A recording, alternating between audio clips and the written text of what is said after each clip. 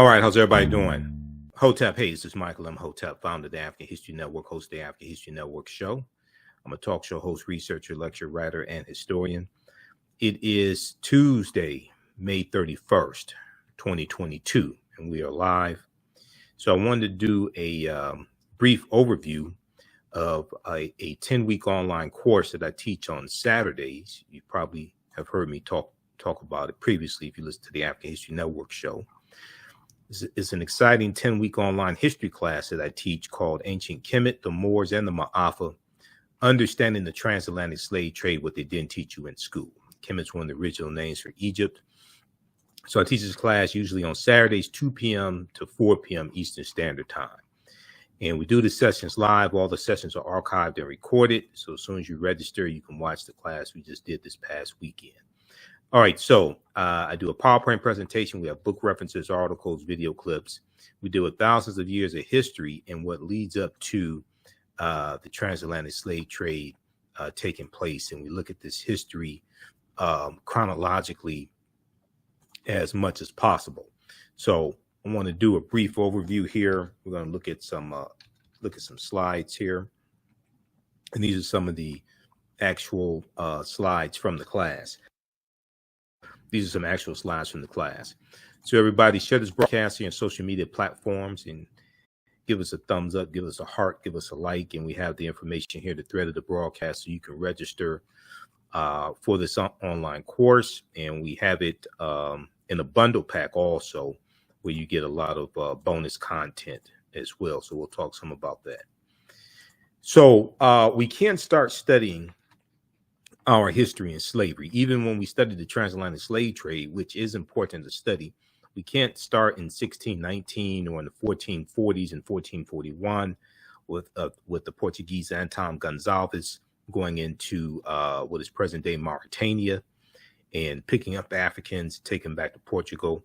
We have to understand the history chronologically and deal with the 800-year occupation of Europe by the Africans known as the Moors, who entered the Iberian Peninsula, today known as Spain and Portugal, from North Africa in 711 AD. And the Moors are taking the teachings from ancient Kemet, from ancient Egypt into Europe. From the Nile Valley region of Africa, they're taking this into Europe, and this is what is going to bring Europe out of the Dark Ages, and it's going to be to our detriment. So this course not only deals with the transatlantic slave trade, but thousands of years of history that leads up to the transatlantic slave trade taking place. August 20th, 2019 marked the 400th year anniversary of those 20 and odd Africans or 20 and odd Negroes who came into Point Comfort on August 20th, 1619 on the White Lion pirate ship, the White Lion English pirate ship, in what would later be called the colony of Virginia. So this was known as the year of return, and many African Americans were reconnecting and are reconnecting to Africa and traveling to Ghana and other West African countries. When we discuss the transatlantic slave trade, we have to first understand that African people are the original people of North, Central, and South America and have been in the land that we call the United States of America at least 51,700 years. And we look at some of the information from Dr. David Imhotep, author of the book, The First Americans Were Africans, Documented Evidence. And he's a friend of mine. I've interviewed him probably 13, 14 times or so. And his book is groundbreaking, and he stands on the shoulders of Dr. Ivy Van Sertima, who wrote the book, They Came Before Columbus, which came out originally in 1976. Okay, so some of the things we deal with in the class are the 800-year occupation of Europe by the Africans known as the Moors, shocking archaeological discoveries that are causing experts to rethink everything. We look at a number of different archaeological discoveries that have come out in the past 11 years or so. And when these discoveries come out, they're causing the scientists and archaeologists and paleontologists, et cetera, to rethink everything. And they realize that a lot of this, what's around us and a lot of these artifacts, civilizations, things like this are much older than they originally thought. So they have to keep pushing the timelines back.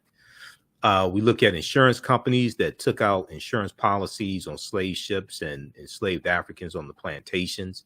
Most recently, we see the fantastic research from the New York Times, which deals with Haiti and the history of Haiti and why Haiti is so impoverished. And it deals with Haiti having to pay a debt to France, $560 million. In today's dollars, $560 million, but it had the effect of Haiti losing 21 billion to about 115 billion or so over the course of the 64 years that they paid the debt. So I did a separate presentation on that, but we deal with some of that information in the classes that I teach also.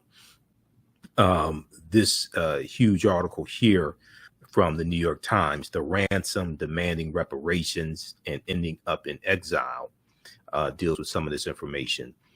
This is from May 20th, 2022, May 20th, 2022. And then also they'll have another good article in that series called Six Takeaways about Haiti's reparations to France. 6 takeaways about Haiti's reparations to France. And this is in the Ransom series. How did the modern world's most successful slave revolt give birth to a desperately poor nation? Here's a summary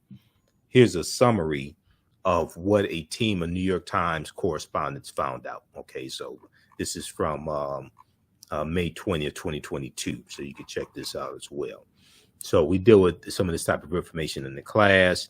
And then also, the Louisiana Purchase, the Haitian Revolution, things like that, especially in the second class that I teach, from the Civil War to the Civil Rights Movement of Black Power, 1865 to 1968. So we deal with shocking archaeological discoveries that are causing experts to rethink everything, how insurance companies took out insurance policies on slave ships as well as enslaved Africans on the plantations, Freemasonry, America and the Founding Fathers, origins of the terms, America, Africa, and a lot more. Okay, so that's just a little sample of some of the things that we deal with in the class. When we look at some of the work here from Dr. David Imhotep, and we look at a number of different archaeological discoveries, like the one in Morocco from 2017 that pushes the oldest known fossils of modern man, Homo sapiens, pushes it back 300,000, 350,000 years ago, as opposed to 195,000 years ago in Ethiopia. Dr. David Imhotep wrote the book, The First Americans Were Africans, Documented Evidence. It first came out in 2011. He just released in late 2021 an updated book, The First Americans Were Africans, revised and expanded, has about 200 additional pages of new research and things like this. But his book deals with the African presence in North, Central, and South America, going back at least 56,000 years ago. In North America, the land that today we call the United States of America, going back at least 51,700 years ago. Page 14 of his book, he deals with a discovery from Dr. Albert Goodyear, who's an archaeologist at the University of South Carolina. And they found in 2004, they made this discovery. They found artifacts, architecture, campsites, carvings, Egyptian writings, footprints, and lava, genetic M174D haploid groups dealing with DNA and genetics. And they found linguistics, paintings, skulls, skeletons, structures, and tools. They found 13 different types of evidence, fairly documenting in the African presence in the land we call the United States of America, going back at least 51,700 years ago. And these were the Khoisan. The Khoisan have the oldest DNA on the planet. They're the ancestors to the Ainu and the Twa. They go all around the world, and they were here in the land we call the United States also, before it was called the United States, of course. So here's a picture of Dr. Albert Goodyear, and we reference him in the class of some different archaeological discoveries that he's commented on. There's an article from ScienceDaily.com, called New Evidence Puts Man in North America 50,000 years ago. New evidence puts man in North America 50,000 years ago. Okay. And this deals with this discovery. And what they found, now this is a summary from ScienceDaily.com. The article is still there. You can go and read it now. ScienceDaily.com is a scientific website. They have scientific discoveries, breakthroughs, archaeological discoveries, things of this nature. So here's a summary of what the article says regarding this discovery. Radiocarbon tests of carbonized plant remains were where artifacts were unearthed last May along the Savannah River in Allendale County by University of South Carolina archaeologist Dr. Albert Goodyear indicate that the sediments containing these artifacts are at least 51,000 or at least 50,000 years old, meaning that humans inhabited North America long before the last ice age. Humans inhabited North America long before the last ice age. So they're talking about the Khoisan. Okay. Now, give us a thumbs up, give us a heart, give us a like if you like this broadcast. Be sure to register for this online history class also. You can use this information with your children as well. I would say the information is PG-13. So we have how you can register right in the thread of the broadcast. As soon as you register this content, you can start watching. You can join us in class this Saturday. Next class is Saturday, June 4th, 2 p.m. to 4 p.m. Eastern Standard Time. So the Khoisan, in October 2012 genetic study published in Science magazine, which is another scientific magazine that have archaeological discoveries, things like this. In Science magazine found that the Khoisan in Southern Africa are the oldest ethnic group of modern humans, with their ancestral line originating about 100,000 years ago. The Khoisan, formerly called by the derogatory term Bushmen, are genetically unique, and no other currently known population had separated so early from our common modern human ancestor, according to the report. You may also hear them referred to derogatorily as pygmies. Okay, these are the Khoisan. That's a derogatory term. And they're the ancestors to the Ainu and the Twa. Here's some Khoisan women here. So the Khoisan live mainly in Southern Africa in territory spanning Botswana, Namibia, Angola, Zambia, Zimbabwe, and South Africa. They are largely divided into two groups, hunters and gatherers. The Sans people, hunters and gatherers, and keepers of livestock, the Khoi people. The Khoisan languages include the distinctive click sounds that are not found in the languages of their neighbors. AtlantaBlackStar.com is a good article dealing with some of this type of information. 5 ethnic groups that prove the first humans were black. Okay.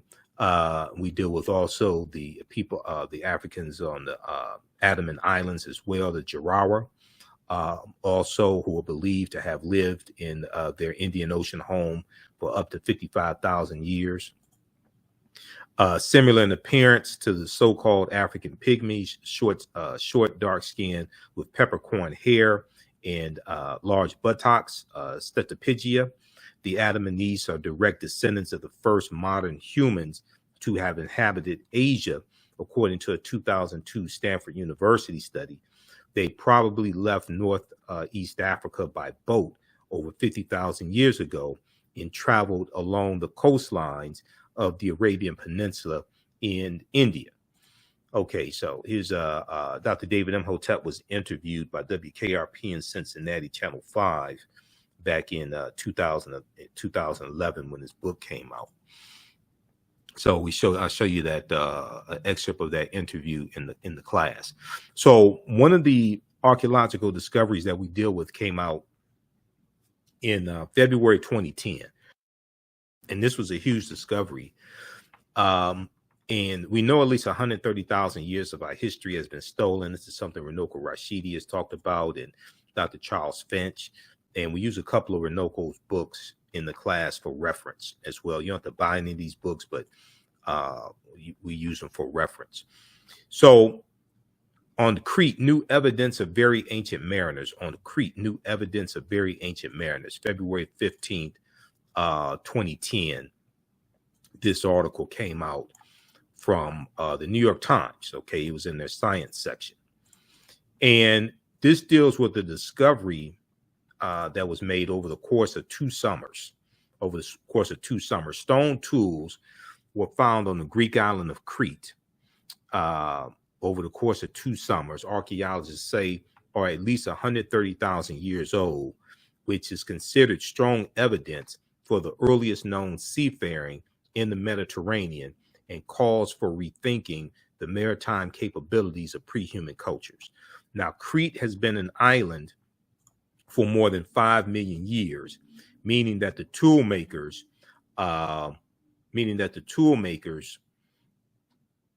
must have arrived by boat. Crete has been an island for more than 5 million years, meaning that the tool makers must have arrived by boat. So this seems to push the history of Mediterranean voyaging back more than 100,000 years, specialists in stone tool archaeology say. Previous artifact discoveries had shown people reaching Cyprus, a few other Greek islands, and possibly Sardinia no earlier than 10,000 to 12,000 years ago. So as these archaeological discoveries come out, and it's a number of them we deal with in the class, and there's over 50 articles that we deal with in the class. There's over 200 slides in this course. We have book references, articles, video clips. You will never look at history the same way after you take this class. I've been teaching this class on and off since 2017, and the class has grown exponentially since 2017. Okay, it's grown exponentially since 2017. All right, so I've been teaching this class on and off since 2017, and it's grown exponentially since then. Now, if you've taken any of my online history classes in the past, also email me at ahnshow@africanhistorynetwork.com because you get a 50% discount on the class. So I teach this class Saturdays, 2 p.m. to 4 p.m. Eastern Standard Time, ancient Kemet, the Moors, and the Ma'afa, understanding the transatlantic slave trade, what they didn't teach you in school. So the class is on sale now, $60, regularly $130. We do the sessions live. All the sessions are archived and recorded. You can go back and watch it anytime. And we also have a course bundle, a special course bundle for a limited time only until June 4th. You get the 3 online classes I teach. You'll get 15 of my lectures as a bundle pack, 15 of my lectures in digital format that you can watch also when you log into the class. And you'll also get a DVD copy of the new documentary Heavy is the Crown in the Out of Darkness series. So we have these in stock. So it's a limited time only while we have these in stock from director Amadeus Christ. This deals with the African origins of the major world religions. This documentary featuring Professor James Small, Professor Kaba Kamene, who are 2 of my teachers, Tony Browder, and others. So for a limited time only, this offer is going to June 4th while supplies last. So we have these in stock now, and while supplies last, this is part of the bundle pack. Okay, and this bundle is on sale for $100. So you get the 2 classes. Okay, you get the actually 3 classes in the bundle. You get the 3 classes. You get my bonus lectures as well in digital format. And you'll get the Heavy is the Crown documentary. And that promotion is going on till June 4th while supplies last. Once we run out, you won't get the documentary. You'll still get a discount on the bundle, but you won't get the documentary. Okay. So if you have any questions, also email us at ahnshow@africanhistorynetwork.com, ahnshow@africanhistorynetwork.com. Okay. Now the bundle that you get is a 15 lecture bundle, and it's in digital format, so you can go in and watch the videos. It's a it's this bundle pack right here that you get, the Michael Imhotep Black History Month 15 DVD bundle pack. This includes 15 of my lectures. It's $100 value. Actually, it's more than $100 value. 15 of my lectures over the past few years I've done. So you get, including my Juneteenth lecture. I have a lecture that's almost 3 hours dealing with the history of Juneteenth. You get my Black Panther lecture. So it's a ton of things that you get here. So we have all that bundled for $100. So as soon as you register, you can start watching the content right away, and you can watch from around the world. Okay, so that's for a limited time only. That's that full promotion, that full bundle expires June 4th, 2022. Okay, so let's continue. Also, you can use this class with your children. I would say the content is PG-13. Okay, it's not overly graphic. I don't do a lot of cursing, things like that. All right, so they found stone tools on the Greek island of Crete that date back at least 130,000 years ago. Now, even more intriguing, the archaeologists who found the tools on Crete noted that the style of the hand axes suggested that they could be up to 700,000 years old. Now, that may be a stretch, the archaeologists conceded, but the tools resemble artifacts from the stone technology known as Eschulen, which originated with pre-human populations in Africa 1.5 million to 150,000 years ago. Okay, so once again, the deeper they dig, the blacker the planet gets, the more research they do, the older we get. Now, more than 2,000 stone artifacts, including the hand axes, were collected on the southwestern shore of Crete. So this was not one or two artifacts that they found. Okay, this was over the course of 2 summers, and they found more than 2,000 stone artifacts, including the hand axes. So once again, these artifacts that they found are at least 130,000 years old. Okay, so we know at least 130,000 years of our history has been stolen, and you've had a lot of our scholars saying for years that Homo sapiens, modern man, are at least 300,000 years old, not 75,000 to 100,000 years old. Okay, and when we see archaeological discoveries like this, and then also the one from Morocco from June 2017, this helps confirm that.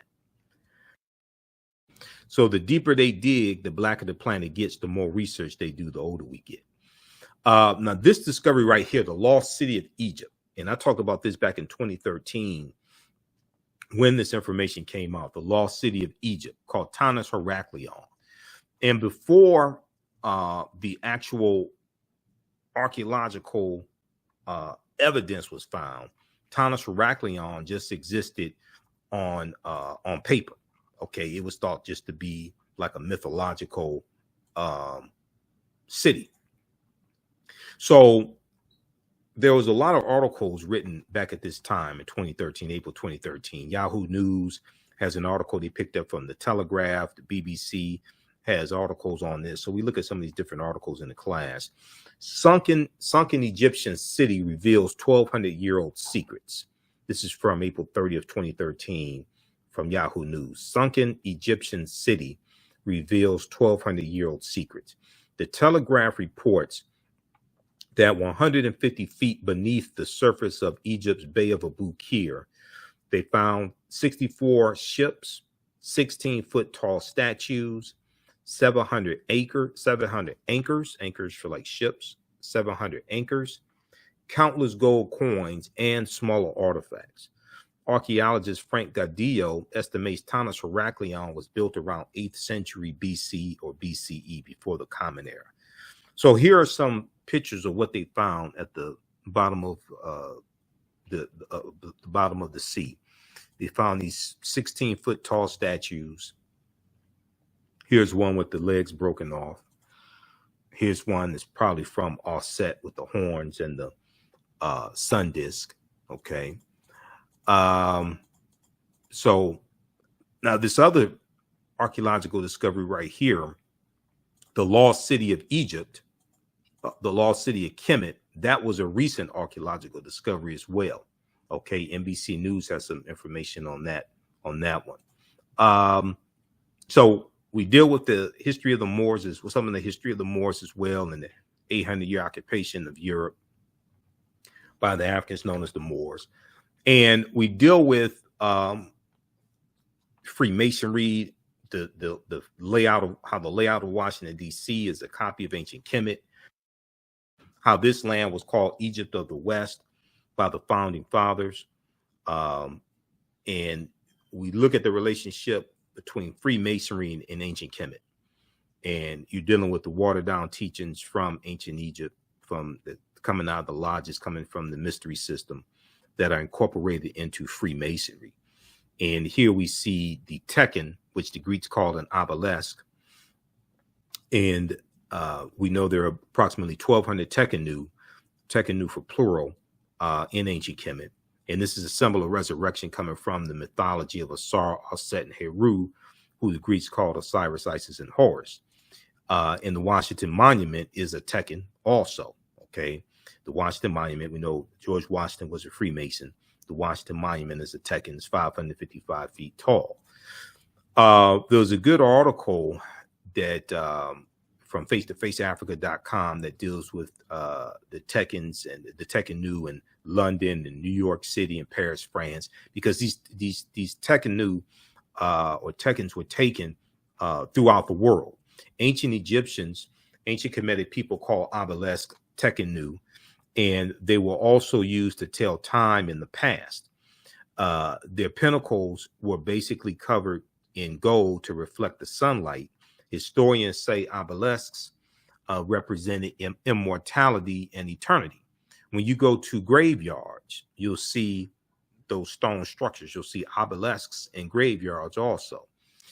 Historians say the obelisk represented immortality and eternity, and their long structure helped connect the heavens and the earth. Their long structure helped connect the heavens and the earth.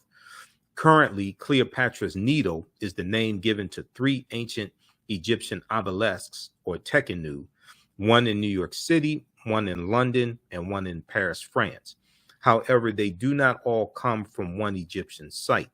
The obelisks in New York and London are carved out of red granite from the quarries of Aswan, a major source of stone for Egyptian antiquities.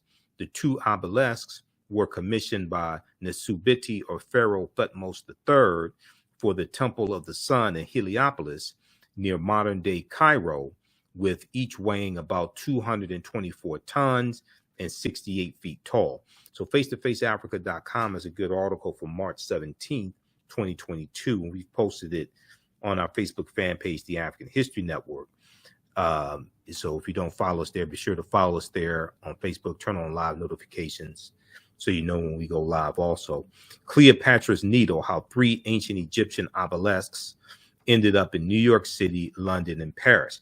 So we see our history is all around us. This is why we have to become history detectives to decode this history. Our history is all around us. The layout of Washington, D.C. is a copy of the layout of ancient Kemet, ancient Egypt. We know in Meridian Park there's a Ankh. There's a waterfall in the shape of an Ankh, the African symbol of eternal life. So our history is all around us. We have to become history detectives to be able to decode these symbols. And there's actually a symbol encyclopedia or symbol dictionary that I use. And let me see if I can grab it right here. This one right here. So I'll reference this sometimes in the class. Signs and Symbols, an illustrated guide to their origins and meanings. Signs and Symbols, an illustrated guide to their origins and meanings. Okay, so this is a symbols encyclopedia or symbols dictionary. And when you look at it, as soon as you open it, okay, the first page, you see ancient Africa. You see ancient Kemet. This is Heru in the form of a falcon, who was born on December 25th to the Virgin Aset, okay, who the Greeks call Isis. Signs and Symbols, and we see different symbols from the metal netter here. The Greeks call it the hieroglyphics, okay, the script of in the language of the ancient Egyptians, ancient Kemetic people. We see it on the back as well. And then we see in the middle right here, you see an Ankh, okay, the African symbol for eternal life, or the African key of life. And it says, decode the secrets and uncover the origins and meanings of over 2,000 signs and symbols from ancient hieroglyphs to modern day logos. It says that right on the back. So you got Africa on the front and the back. And when you first open up the page, the first thing you see is Africa. Ancient Kemet. Okay. All right. So this is from Covenant Garden Books, it looks like. Yeah, Covent Garden Books, Signs and Symbols. So this was about 10, how much? This is something like $10 or something when I got it. $10, $15 when I got this. I got this from Barnes and I think it was Barnes and Nobles or Borders Books, one of them. I got this years ago. I got this in August of 2011. I got that in August of 2011. Okay, let's continue. How y'all like this type of information? Give us a thumbs up. Give us a heart. Give us a like on this broadcast. Share this broadcast on your social media platforms. Invite your friends to tune in as well. Be sure to register for this 10-week online class that I teach. Ancient Kemet, the Moors, and the Ma'afa. Understanding the transatlantic slave trade, what they didn't teach you in school. So we have the information here in the thread of the broadcast. Also, it's at our website, AfricanHistoryNetwork.com. We have the information there. And if you have any questions, you can also email me at ahnshow@AfricanHistoryNetwork.com. Okay, but we have the information right on the homepage of our website, and it's in the thread of this broadcast as well. And you can inbox us here on Facebook or YouTube if you have any questions. Okay, let's continue.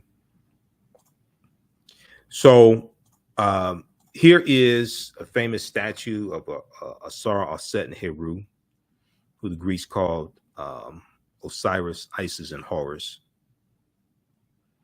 And they're known as the First Holy Trinity. The First Holy Trinity.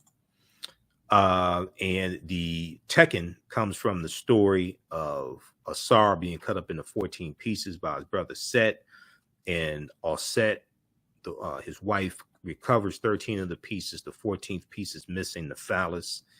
So she erects the Tekken, which is a symbol of the phallus that's missing, but it's a symbol of resurrection.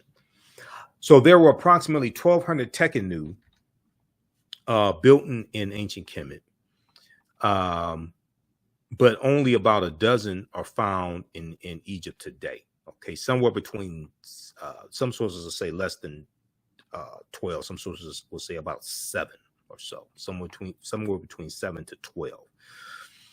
Many of the Tekkenu removed from Egypt are now in Istanbul, Turkey, London, England, Paris, France, Berlin, Germany, New York, New York City, Rome, Italy, Vatican City, and elsewhere throughout the world. So people will see these and not know that it's from Africa, either physically taken from Africa or that symbol originally comes from Africa.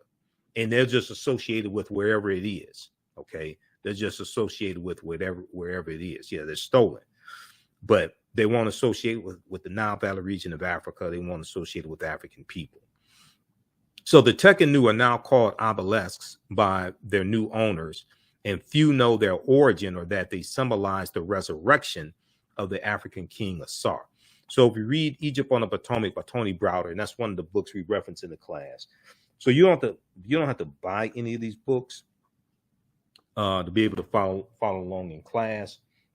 But if you want to have them for your library, you can do that. These are good books to use with your children also. So here's Egypt on the Potomac by Tony Browder. It's a fantastic book. It's 72 pages. But this book will blow you away. Okay, Egypt on the Potomac. So check out page 17 of Egypt on the Potomac. All right, now Freemasonry.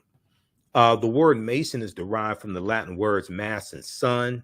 Mason means child of light and expresses the desire to pursue light, which is a metaphor for the sun, which symbolizes knowledge.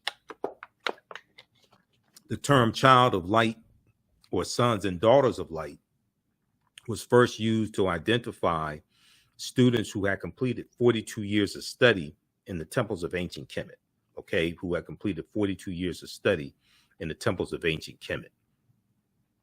Many Masonic temples were modeled after the temples of ancient Kemet, places where light or knowledge was imparted in a series of steps or degrees. So, the concept of the liberal arts colleges, the concept of going to college and getting your credentials in a series of degrees, associate's degree, bachelor's degree, master's degree, philosophy degree, PhD, what have you, that comes out of ancient Kemet. That comes from the Nile Valley region of Africa. When you read Stolen Legacy by George G.M. James, here's a copy of it right here. When you read Stolen Legacy by George G.M. James, Greek philosophy is stolen Egyptian philosophy. Okay, this is an old copy that I got December 8th, 1993, when I was in college. Okay, so he talks about how he talks about the 7 liberal arts, the arithmetic, the logic, the rhetoric, things like this, the trivium and the quadrivium. And he also talks about how the Moors were the custodians of the ancient Egyptian mystery system as well. And they're going to take these teachings into Europe. So in ancient times, we know that, and even today, we know that light is associated with knowledge. Light is associated with knowledge. And the African Moors are taking the light, the knowledge from ancient Kemet, from ancient Africa. They're taking it into Europe during the Dark Ages. So the western portion of the Roman Empire is crushed by the Vandals and the Visigoths in 476 AD. And Europe is cast into this period of hundreds of years of ignorance and civil wars and things like this, known as the Dark Ages. When you watch cartoons, okay, if you watch cartoons, you'll see a cartoon character gets an idea. It may be Doc McStuffins or Tom and Jerry or Woody Woodpecker or whatever it is, Dora the Explorer or Paw Patrol. But the cartoon character gets an idea and you'll see a light bulb go off over their head. Light associated with knowledge. Okay. If you have a child who's in class that's not smart, that child may be referred to as a dim-witted child. Lack of light, dim. Okay. So the term child of light or sons and daughters of light was first used to identify students who had completed 42 years of study in the temples of ancient Kemet. So check out pages 18 and 32 of Egypt on the Potomac by Tony Browder. Fantastic book. Now, Masonic temples are considered houses of light or temples of learning. They were also referred to as the Per Ankh, house of life. The term Mason, child of light, is a direct reference to the highest degree of the Kemetic education system. The 33 degrees of instruction within Masonry represent a fraction of the 360 degrees of instruction that comprise the ancient Kemetic system of education. Yet with less than 10% of the wisdom of ancient Kemet, Freemasons have held positions of influence and power throughout the world for over 200 years. All right, now, 50 of the 56 signers of the Declaration of Independence were also Freemasons, and 13 of 39 signers of the U.S. Constitution were Freemasons as well. Okay, so we deal with, of course, Set and Asar and Heru, different things like this. We'll talk about some of the different Neteru as well. We know Set, first queen of Kemet, first queen of Egypt in the mythology, mother of Heru. Heru was born on December 25th, and it was a virgin birth. And we know from Set, we get the Set and Heru, we get the Black Madonna and child that was worshipped all throughout Europe, even before the Moors go in 711 AD, Europeans are worshiping African people. And then from the Black Madonna and Child, we get the decolorized version. We get the white Mary and Jesus. And as we see, as you have a rise, as European nations are starting to conquer other people's land, extract the mineral wealth out of that land, enslave people, and build Europe back up, because Europe was devastated by the bubonic plague, the Black Death, that hits in 1347 to 1400. Europe loses 1/4 to 1/3 of their population. Europe, as Dr. John Henry Clark said, Europe was land poor, people poor, and resource poor. Europe is trying to rebuild itself. They're dealing with civil wars and things like this, and famine, etc. As Europe starts to rebuild itself and become powerful, you start seeing a rise, and they're coming out of the Dark Ages, going to the early 1400s, going into the 1500s. You start seeing a rise in the European phenotype. As you start seeing a rise in European powers, you start seeing a rise in the European phenotype, and traditional African images get reinterpreted as European. Okay, so you see Michelangelo paint the Sistine Chapel and use his aunt and uncle as the model for Adam and Eve, and he paints God as being European, and paints the angels as European, things like this. This book right here by Runoko Rashidi, this is one that we use in the class. Okay, so how's everybody doing? How you all like this type of information? Give us a thumbs up, give us a heart, post here, let us know if you like this type of information, if you want to learn more. This book right here, Black Star, the African Presence in Early Europe. Runoko Rashidi, he was a brilliant historian, archaeologist. I knew Runoko. He's a friend of mine. I interviewed Runoko. I think it's about 6 times I interviewed him. I interviewed him back in 2014 when I think I interviewed him when his book came out. So I got this book November 4th, 2011. And I interviewed him somewhere around that time about this book, Black Star, the African Presence in Early Europe, by Runoko Rashidi, prefaced by Robin Walker, forward by Dr. Charles Finch. Robin Walker is another brilliant historian, so is Dr. Charles Finch. But Runoko was a world traveler, so he traveled to over 125 islands and countries and islands around the world. He had a personal library of photographs that he took. There's about probably 35,000, 40,000 photographs, something like that.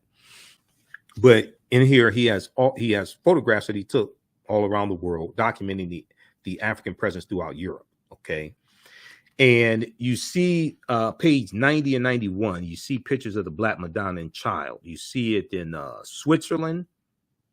Okay, you see it in Saskatchewan, Poland. Okay, paintings and statues of the Black Madonna and Child. You see it, this one here, this is a famous one, Black Virgin and Child statue in St. John's Church, Luxembourg City, Luxembourg, right here. You see it, the Black Virgin of Madrid, Spain. This is in Spain, where the Moors go in. Okay, so these Europeans were worshiping African people. This one right here is the national flag of Sardinia, which is an Italian island in the Mediterranean, national flag of Sardinia. It has 4 African Moors heads on the national flag. This right here is the coat of arms of Pope Benedict XVI with the head of a Moorish king on it.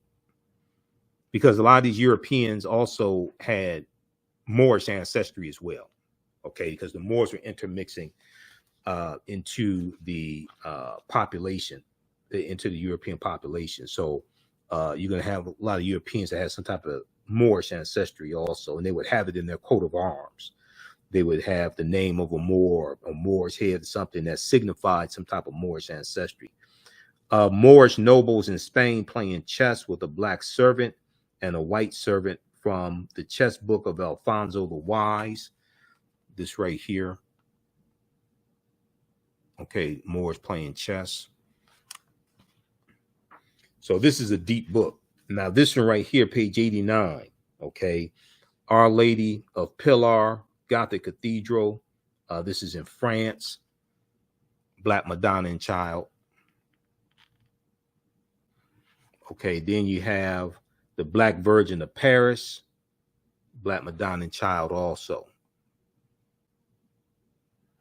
And then this one here, this is in Spain as well, Montserrat, Spain.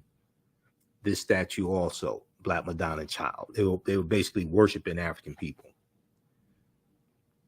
And then what's crazy is that they were worshiping, Europeans were worshiping the Black Madonna and Child. But then today, you still have some African Americans that worship a white Mary and Jesus, or believes Jesus is white or God is white or something. It's just backwards. It's just totally backwards. Okay, let's continue. So, and I remember in the 1970s, late 1970s, when the Shazam and ISIS hour used to come on Saturday mornings. It was like 11 p.m. Eastern Standard Time, Saturday mornings. The Shazam and ISIS hour is a live action TV show on CBS. And I used to watch it when I was a kid. And they showed us this white woman named Isis. And she could fly through the air. She had these magical powers. She was super smart, things like this. And they said that she got her powers from ancient Egypt. But they didn't tell us that Isis was an African woman.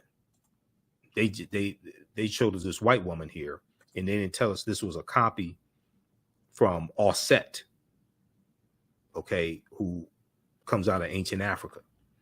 They didn't even tell us, you know, in the show. I don't even remember them saying that the ancient Egyptians were African people, were like black African people, not brown skinned Caucasians, but like black African people. So this is why I say, will the real ISIS please stand up? This is more of the theft, the cultural appropriation. Okay, so we deal with different Neteru as well to better understand this also. Here we have Heramakhet, Heru on the horizon, who the Greeks call the Sphinx, what the Greeks call the Sphinx. When we look at patron saints, and a lot of your early African saints, a lot of your early Christian saints are going to be Africans. But when we look at patron saints take the place of the Neteru. The Neteru are dealing with the different forces of nature, the different manifestations of that one creative principle of the supreme force.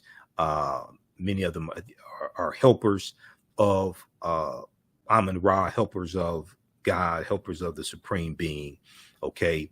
And they have different attributes, and different Neteru watch over different groups of people, or watch over different cities, I should say, watch over different cities and have different attributes. When you look at Osset was associated with love and fertility. When you look at Ma'at was the personification of truth, justice, righteousness, balance, harmony, order, and reciprocity. And you deal with the 42 laws of Ma'at, or the 42 negative confessions, which are a precursor to the 10 commandments. And Ma'at was depicted as a female a female deity with wings, and she had an ostrich feather in her headband. And you have the famous scene, the judgment scene. So when you die, your heart was weighed against the feather of Ma'at. Your heart was weighed against the essence of a woman on the scales of Ma'at. Okay, that's the judgment scene. But when we look at the saints are going to replace the Neteru, because the saints have different attributes as well. You have what are called patron saints, and patron saints watch over different groups of people. So when we look at Saint Nicholas, who is the saint that the secular character of Santa Claus comes from, and Santa Claus, well, Sinterklaas in Dutch means Saint Nicholas. Okay, Sinterklaas in Dutch means Saint Nicholas. And Santa Claus is derived from the religious figure, Father Christmas Center class coming from the Dutch, but that comes from the real Saint Nicholas. So Saint Nicholas was a Greek Orthodox bishop born in Myra, present-day Turkey, about 280 AD, Common Era. Born to wealthy parents and gave away his inheritance to the poor. He was a patron saint to children, seamen, prostitutes, and pawnbrokers. He was he was said to watch over these groups of people. Okay, patron saint. Okay, and he was the patron saint to children, seamen, prostitutes, pawnbrokers. If you read the book Christmas Miscellany by Jonathan Green, page 40, 63, and 64, he has some information there on Saint Nicholas and the legends of Saint Nicholas. Let me see, that book is right here. So this is a good book dealing with the history of Christmas, the origins of Christmas, and the history behind Christmas. Christmas Miscellany, everything you always wanted to know about Christmas by Jonathan Green. And he deals with the mythology of Saint Nicholas also. Okay. But Saint Nicholas was African, was an African saint. When you look at older statues and paintings of Saint Nicholas, he has more Africoid features. So what is a patron saint? A patron saint is a saint to which to whose protection and intercession a person, society, church, place, profession, or activity is dedicated. The choice is usually made on the basis of some real or presumed relationship, like St. Patrick is a patron saint to Ireland because he's credited with introducing Christianity, even though you had someone who went in the year before in 431 AD who was sent in to convert the Irish to Christianity. St. Patrick gets that credit. St. Patrick was a mass murderer also. You can watch the 2-hour presentation I did in March of 2022, right around St. Patrick's Day, where I deal with St. Patrick and history of St. Patrick and why St. Patrick was a mass murderer. Because he was killing the Druids, and the Druids were dealing with a watered down version of the teachings coming out of ancient Kemet, out of ancient Egypt. We deal with that in the class also. So St. Maurice, who was a Moor, St. Maurice is the saint, patron saint of Germany. St. Patrick's patron saint of Ireland. St. Nicholas was a patron saint of Amsterdam and Russia. St. Benedict the Moor, patron saint of Palermo and San Fratello, Sicily. He was also called Il Moro, which is Italian for dark skin, and he was also called the African and the Black as well. All right, now, so these are just some of the a few things that we deal with in the class. We look at things like evidence that proves that African people sailed to the Americas long before Columbus. We know that there were American narcotics discovered in Egyptian mummies. The discovery of American narcotics in Egyptian mummies has left some historians amazed. Recently, archaeologists discovered the presence of narcotics only known to be derived from American plants in ancient Egyptian mummies.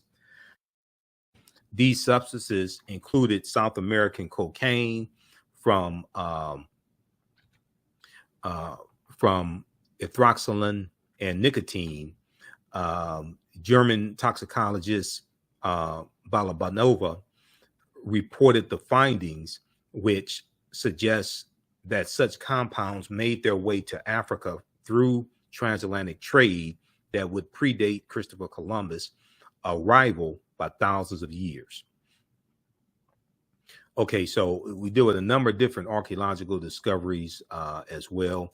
We look at things like why is Christmas celebrated on December 25th, which gets into the winter solstice and understanding astronomy and astrotheology, etc. This was a book I saw back in 2011 at CVS Pharmacy, The Life of Christ from the American Bible Society. And I bought the book because of what's on page 55. On page 55, they asked the question, why December 25th? Now, what I say may go outside the circumference of some people's awareness. Just because you disagree with it or don't like it does not mean it's not true. Just means you have to do some research to understand what I'm talking about. Okay, so they asked the question, why December 25th? Why is Yeshua or Jesus' birthday said to be on December 25th?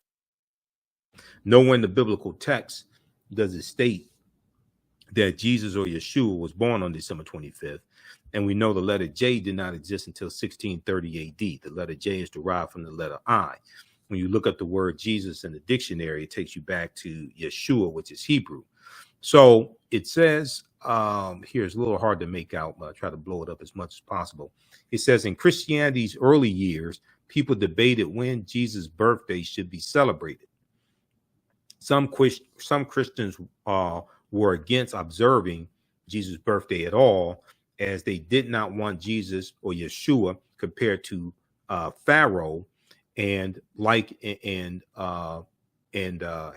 Herod. Now, which Pharaoh are you talking about? Pharaoh is a title, not a name. Which Pharaoh are you talking about?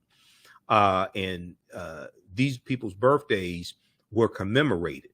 Okay, but in the 4th century Common Era AD, Pope Julius I made it official. Christ's birth would be celebrated on December 25th.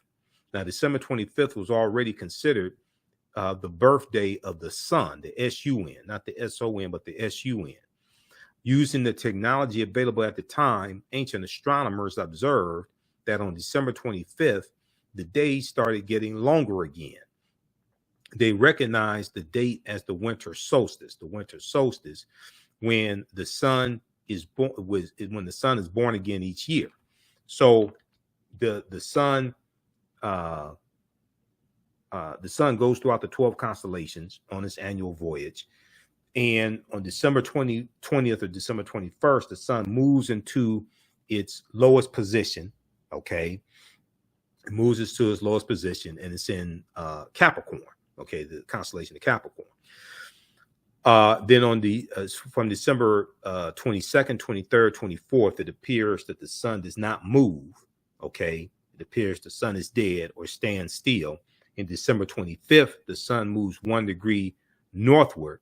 Okay. It moves 1 degree northward.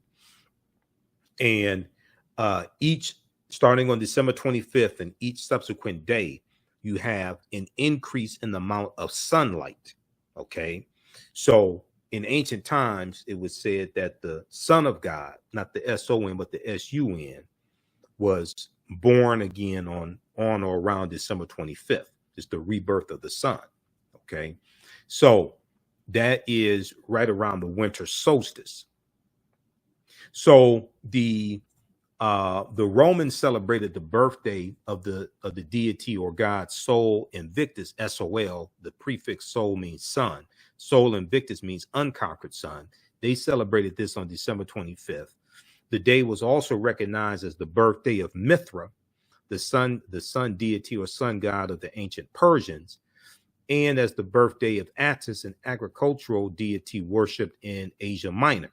By choosing December 25th, the church avoided upsetting the masses. By choosing December 25th, the church avoided upsetting the masses. No one wanted their festivals canceled, so the church simply combined this new Christian holiday with pagan traditions. The church just simply combined this new holiday with pagan traditions. And you're going to see this especially as the Romans are conquering other people's land, you're going to see them incorporating traditions from the people that they're conquering, incorporating this into their own traditions and incorporating this into Christianity also. We look at pre-Christian origins of Christmas and ancient holidays. Yule. Yule was a Scandinavian celebration amongst the Nordic people of the Norse from December 21st through the end of the year. So you'll hear in the Christmas carols, Yuletide carols being sung by a choir.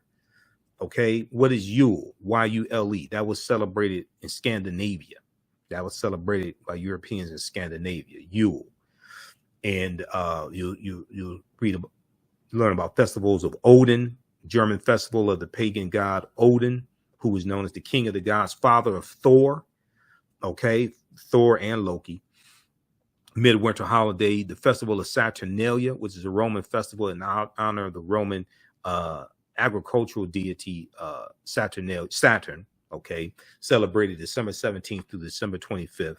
The festival of Saturnalia, you had a festival of Mithra, ancient festival in honor of the Persian sun deity, from December 25th through January the 1st, also celebrated by the Roman elite. So as you go do more research and study this history, and we look at all this in the class, as you go through and look at this, what you're going to see is that you had the various cultures, you had these different deities whose birthday and celebrations was on or around December 25th. If you read Christianity Before Christ by Dr. John G. Jackson, he breaks this down in the book, and this deals with astronomy and all this, the winter solstice, everything. Christianity Before Christ by Dr. John G. Jackson. This is an old copy I got back in 1994. But this is another book that we use in the class as well. Okay. I got this December 31st, 1994. Okay, how y'all like this type of information? Give us a thumbs up, give us a heart, give us a like. You can register for this class right now. Ancient Kemet, the Moors, and the Ma'afa, understanding the transatlantic slave trade, what they didn't teach you in school. The class is discounted. So it's on sale right now, $60 for very limited time only. It's regularly $130, so it's over 50% off. We do the sessions live. All the sessions are archived and recorded. You can go back and watch this class anytime, even after the course is over with, a year from now, 2 years from now. You'll still have full access. You can go back and watch the class. I do a PowerPoint presentation. We have book references, articles, video clips, etc. We have the information here in the thread of the broadcast. It's also at our website, AfricanHistoryNetwork.com, AfricanHistoryNetwork.com. We have a course bundle where you get all three of my classes, and you get some bonus lectures from me also in digital format. We have a course bundle on sale for $100. The sale is going on to June 4th, 2022, limited time only. So you'll get this class, and you'll also get my Sunday class, which is from the Civil War to the Civil Rights Movement and Black Power, 1865 to 1968. So we look at history starting in 1803 with the Louisiana Purchase and the Haitian Revolution, and we look at history chronologically. We look and see what leads up to the Civil War taking place 1861, 1865, Reconstruction era 1865, 1877, Jim Crow era, Great Migration 1915, 1970, World War I, 1914, 1918, World War II, 1939, 1945, Civil Rights Movement, Black Power movement. So we look at history chronologically to see what happened to us after slavery ended, and what were the laws and policies put in place to put us in the predicament we're in today, to understand how we got here, to better understand where we need to go from here. Okay, so that's the class I teach on Sundays. Same format, PowerPoint presentation, book references, articles.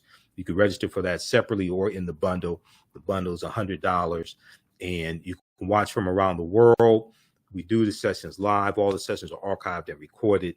So as soon as you register this archive content, you can start watching. You can join us in class live Saturday and Sunday for these classes as well. If you've taken any of my online classes in the past, I've been teaching Understanding the Transatlantic Slave Trade going back to 2017. And the second one, from the Civil War to the Civil Rights Movement, I put that curriculum together, and I started teaching that in late 2021. If you've taken any of my online classes in the past, email me at ahnshow@AfricanHistoryNetwork.com. You'll get a 50% discount. Email me at ahnshow@AfricanHistoryNetwork.com. You get a 50% discount. Also, if you want to pay for the class through Cash App, we can do it through Cash App as well. Just email me and we'll set that up through Cash App. Now with the bundle, you also get the bonus of 15 of my lectures. We have they'll be in digital format, but it's this bundle pack that you get from me. 15 of my lectures, that's a bonus. Okay, that's $100 value. So when you log in, you'll be able to watch these lectures also. And some of the lectures that are included, you can order this bundle separately on DVD if you want to, but you'll get this included in digital format in the class. Some of the lectures that you get, these are all lectures I've done. I have like 45 of my lectures on DVD. You'll get my lecture, 3-hour lecture dealing with the film Black Panther analysis, African culture, history, and Afrofuturism. We also talk about the film Black Panther in the class, but this deals with how the film Black Panther relates to African history, culture, language, spiritual systems. The language in the film Black Panther is isiXhosa, which is a Bantu language. It's spoken in Southern Africa. It's a real African language. Okay, so you'll get that. You'll get this one here dealing with the origins of Black History Month, and Dr. Carter G. Woodson, Breaking the Chains, why we celebrate African American History Month. So we deal with a lot of history there. You'll get this one here. The distortion of the legacy of Dr. Martin Luther King Jr., the revolutionary, will not be televised on the television. So I deal with the revolutionary Dr. King. I also have one on Malcolm X. Malcolm X, 50 years later, why is he still relevant? You get this one here, 13 Forms of Wealth, and Redistributing the Pain, Keys to Economic Empowerment and Entrepreneurship for African Americans, because I taught entrepreneurship for 7 years. You'll get this double lecture I did with Dr. David Imhotep. We did this lecture here in Detroit back in 2013. The first Americans were Africans, documented evidence. He dealt with that topic, and I dealt with great African women in history, the mothers of civilization. You'll get this one here also, Redistributing the Pain, how African Americans historically fought back with economic boycott. So this is a 4-hour presentation that I did that documents different types of economic boycotts and different types of economic withdrawal strategies that we've had. You get Ancient Kemet, the Winter Solstice, and the History of Christmas. This is a 3-hour presentation. I deal with the pre-Christian origins of the celebration of Christmas. It deals with a lot of history. So those are just a few of the presentations in the bundle pack that you'll get as a bonus in digital format. Also, this lecture here, African American resistance in the era of Donald Trump, voter suppression, reparations, and how elections have consequences. And this information here, people knew this prior to the 2016 election, Donald Trump would have lost. So I deal with how the election of Donald Trump was a backlash to 2 terms of President Barack Obama and the Black Lives Matter movement, how Donald Trump was a throwback to Richard Nixon. And Richard Nixon, when he won in 1968, he won on the platform of law and order. And Richard Nixon was a backlash to the civil rights movement and the Black Power movement. He was a backlash to the rebellions taking place throughout the country, things like this. Okay, so we deal with that. We deal with the voter suppression that was taking place also in 2016 presidential election as well. Okay, so those are just some of the lectures that you get. And then also you get the in the bundle until June 4th, limited time only, you also get the Heavy is the Crown documentary, which deals with the African origins of the 3 major religions. And it has Professor James Small and Professor Kaba Kamene, 2 of my teachers, and Tony Browder in that documentary as well. So you get that as a bonus. That's for a limited time only to June 4th. Okay, so we deal with all this, and we deal with like the film Black Panther. We know that the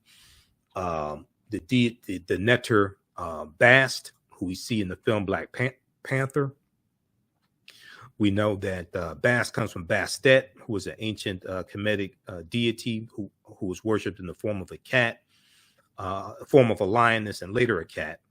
She was a deity or Neter of warfare in Lower Egypt, Lower Kemet, worshipped as early as the 2nd dynasty, around 2890 BCE. So, and then we deal with, like the film Black Panther and the word Wakanda and what Wakanda means, because Wakanda comes from Omaha Ponca and Sioux Indian languages. It means possesses secret powers. Wakanda is a real word. There's also a Bantu word as well. It's in Kikongo.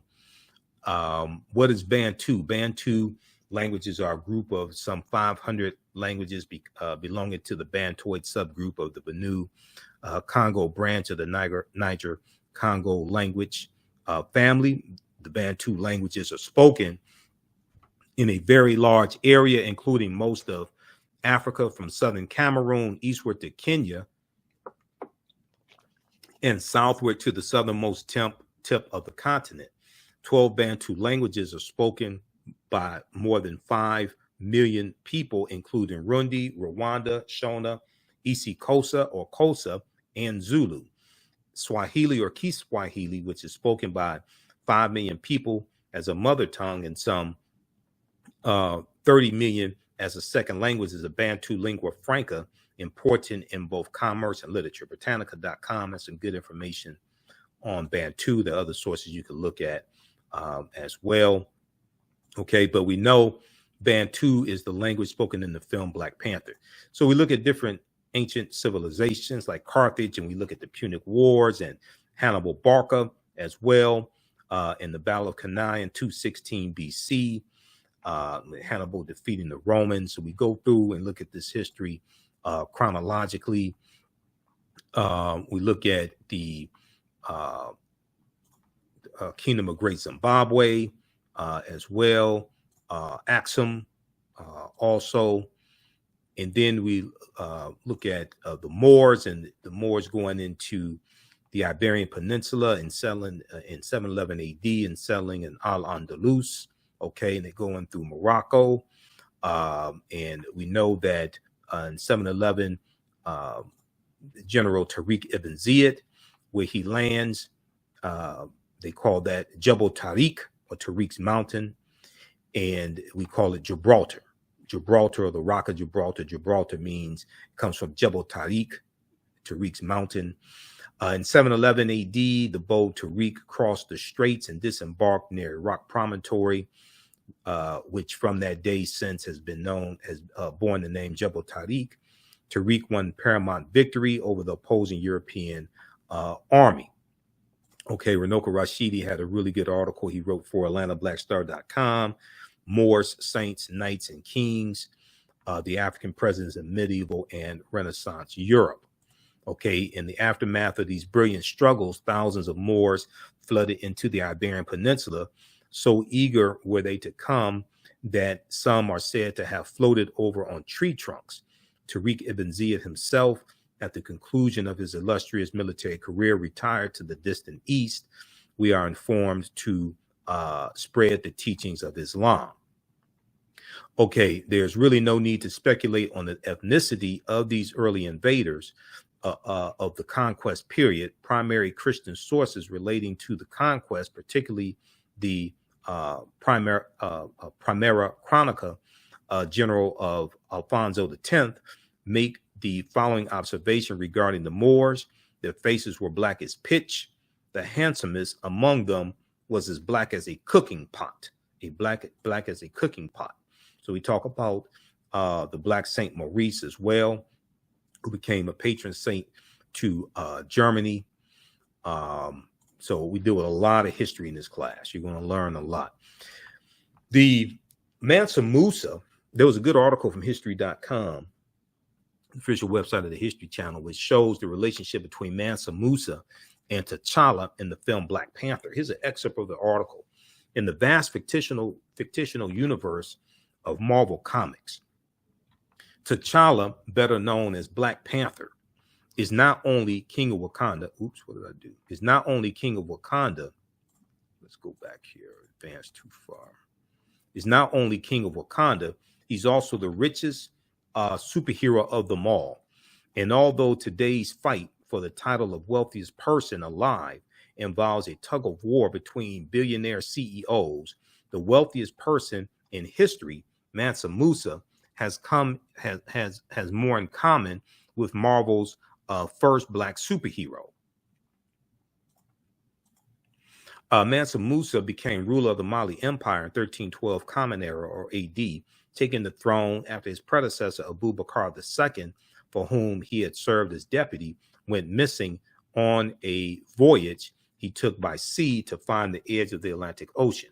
Mansa Musa's rule came at a time when European nations were struggling due to raging civil wars, struggling due to raging civil wars and a lack of resources. During that period, the Mali Empire flourished thanks to ample natural resources like gold and salt. Now, this article is from the History Channel. These Europeans are telling you that West Africa, Mali, was thriving when Europe was in disarray and dealing with lack of resources and famine and raging civil wars. This is an excerpt of this article. This 14th century African emperor remains the richest person in history. Talking about Mansa Musa. This came out March 19th, 2018, the month after Black Panther came out, which came out February 16th, 2018. This is at history.com. Okay. Of course, you deal with Christopher Columbus and understand Columbus because Columbus helped to spread the transatlantic slave trade. Okay. He didn't create it, but he helped to really lay a good foundation for the transatlantic slave trade and cause it to spread. We look at where Columbus went on his 4 voyages. He never came to the land we call the United States of America. The closest he came here, which is Cuba, which is about 90 miles away. And we know that he set sail August 3rd, 1492.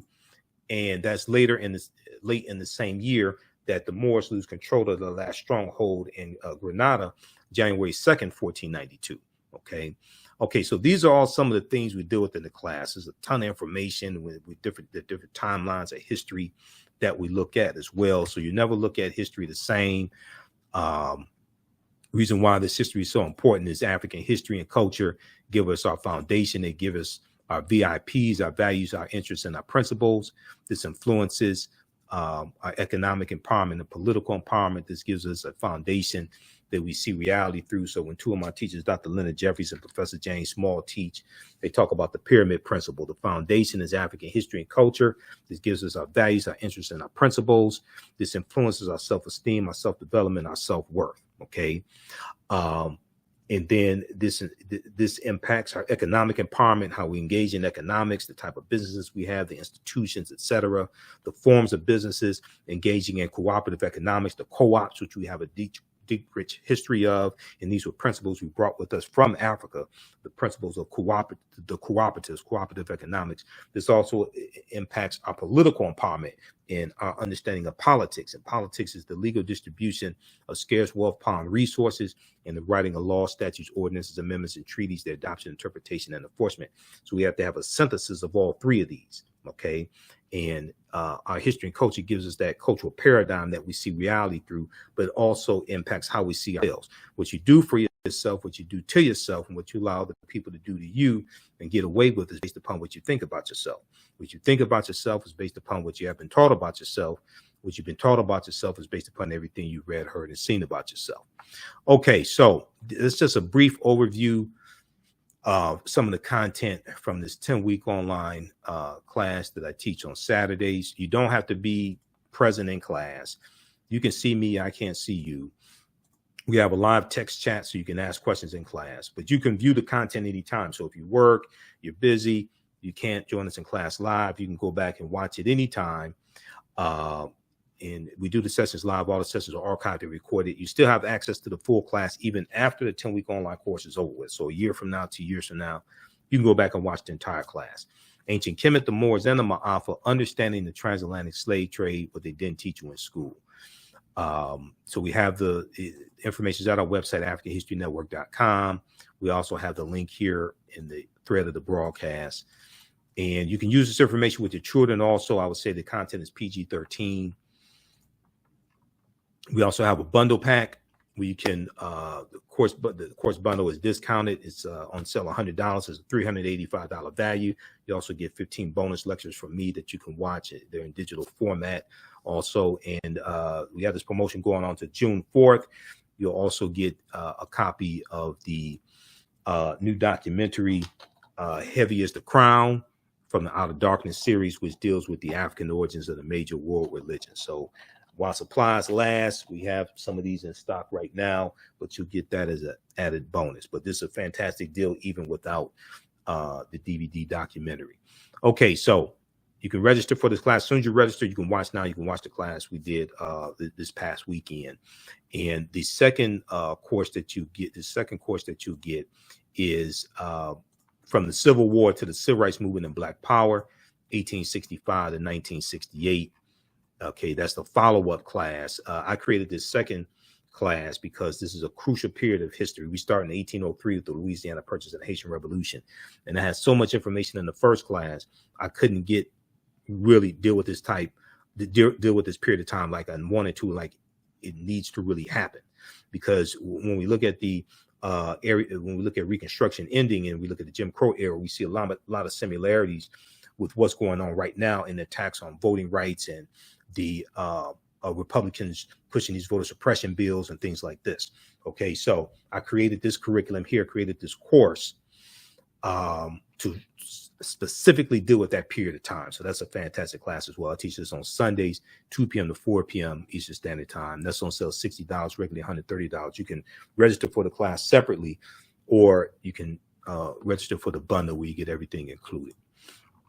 Okay, and if you've taken any of my online classes in the past, email me at ahnshow@africanhistorynetwork.com, and you'll get a 50% discount also. Okay, so hopefully you learned a lot from this. Register for the class. This also helps support the African History Network as well. Also, if you want to support us another way, you can do it through Cash App and PayPal, $ the AHN Show through Cash App, $ the AHN Show through Cash App. Also through PayPal, paypal.me/the AHN Show. We have the information on our website as well. And our Cash App account is $ the AHN Show, SHOW. So when you go to it, it says Michael and shows my picture there. These other ones here are fake African History Network Cash App accounts. I'm trying to get them shut down. I contacted Cash App. They have launched an investigation because these fake African History Network Cash App accounts, some of them are using our logo. They've been stealing money from us. Okay, so this is our official one here. Here's our link, and here's the PayPal donate button also. Okay, and if you want to order the documentary on DVD, Heavy is the Crown, you can order it separately here. We have it here, $25. You get one of my lectures free with it also. Okay, look, we have to get out of here. Thanks for tuning in. Follow us on our Facebook fan page, The African History Network. Turn on live notifications so you know when we go live here on Facebook, and also on YouTube, Michael Imhotep, IMHOTEP on YouTube. Follow me on Instagram at Michael Imhotep as well, and the AHN Show on Twitter. Okay, look, we have to get out of here. Remember, at the African History Network, we focus on educating, empowering, and inspiring people of African descent throughout the diaspora and around the world, because right now it's correct wrong behavior. It's not over till we win. Wakanda forever.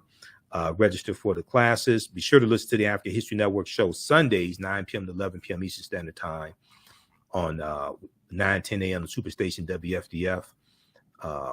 And then we also broadcast on Facebook and YouTube when we're on live. I was doing Monday through Friday, 11 p.m. to midnight last week. Last Thursday was my last day doing Monday through Friday. We're just doing Sundays. The show takes up a whole lot of time, and I can't keep doing the show every day. So we're just doing Sundays, 9 p.m. to 11 p.m. Eastern Standard Time. I'm still on Roland Martin Unfiltered on Fridays, 6 p.m. to 8 p.m. Eastern Standard Time approximately. So you can watch me on Roland Martin Unfiltered. I do political commentary, and we discuss current news events, things like that. So download the Black Star Media app. You can watch Roland Martin Unfiltered there, or watch it on Facebook and YouTube, Roland S. Martin on Facebook and YouTube. Okay, we have to get out of here. Right now, it's correct wrong behavior. It's not over till we win. Wakanda forever. We'll talk to you next time, and we'll see you in class. Peace.